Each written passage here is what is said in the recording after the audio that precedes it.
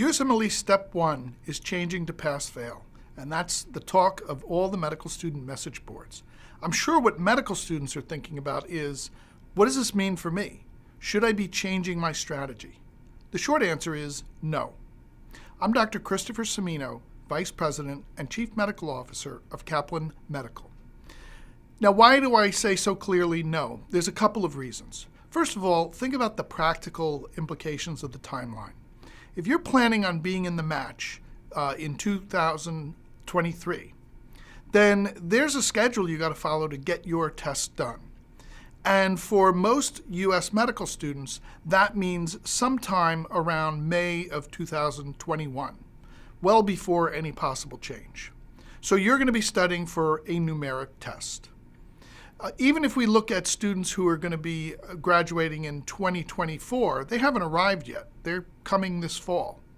But even for them, most of them are going to be taking their test sometime after the proposed deadline. But it's not a firm deadline. We'll come back to that in a second. What about international medical graduates? They don't have a specific schedule, but there is a set amount of time they need to prepare for each test. In our experience, that's anywhere from 12 to 18 months for Step 1 and 6 to 10 months for Step 2. That defines a kind of schedule. It doesn't really help to spread out and take longer to delay to take your test if that's what you think is going to help you. Because many students, the longer they study, they reach a point where they plateau and then their score starts to go down. Likewise, it doesn't make sense to cut short your studying because that's not going to help your score either. Now, let's go back to that proposed deadline piece. There's several pieces of uncertainty in this whole announcement.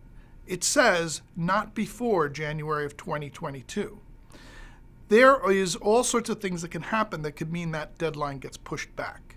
And so if you're studying for a pass-fail test and the deadline gets pushed back and you find yourself taking a numeric test, you're going to be in trouble.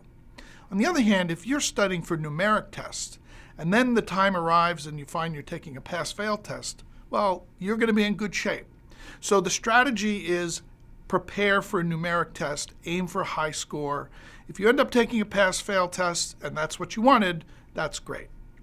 There's a very small number of students at some medical schools that take the test off cycle from everybody else. At some schools, this is in the third year. So for those students, the class of 2023 will be looking at this decision. In other schools, it's in the 18-month, in the middle of the second year.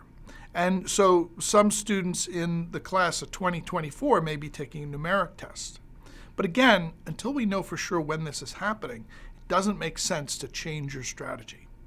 Now there's another big unknown. This is just one change in the proposed changes to the residency match. The other change is recommendations coming from the Coalition for Physician Accountability. Overall, these changes are meant to improve the match, reduce some of the competitiveness, and take some of the stress out of the process. But we don't know what those recommendations are, and we don't know when those recommendations will come. They will have a big impact on what the meaning of the pass-fail Step 1 test means. It has to be taken in that context. So what do we think is going to happen? Well, first of all, I'm guessing that sometime this summer, the National Board will make another announcement.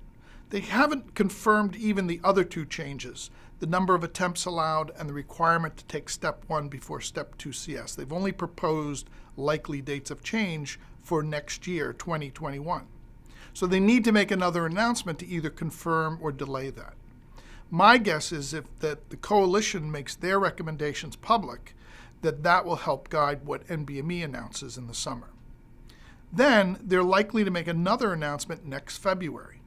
Their governing board meets every February, and that's when major decisions like this are made. And so that's when they'll probably decide either to confirm or delay the change in Step 1 pass-fail. Now, the recommendations that come out are going to shift attention to other means of assessing students if Step 1 is pass-fail. What those are will have a dramatic impact on how people prepare for the test. But the reality is right now we live in a world where Step 1 has importance. Now no one, including me, would say that the score makes you a better physician. But everyone would probably say The score helps determine your career outcome. That's the world we're living in. That's the world you should be preparing for, at least if you're going into the 2023 match. And that's what Kaplan is here to help you with, advance your career. When that changes, we'll be prepared to help you with whatever the new focus is, because that's what we do. That's what our experience has been. Our mission is building successful futures, one success story at a time, and we're here for you. Good luck in your studies.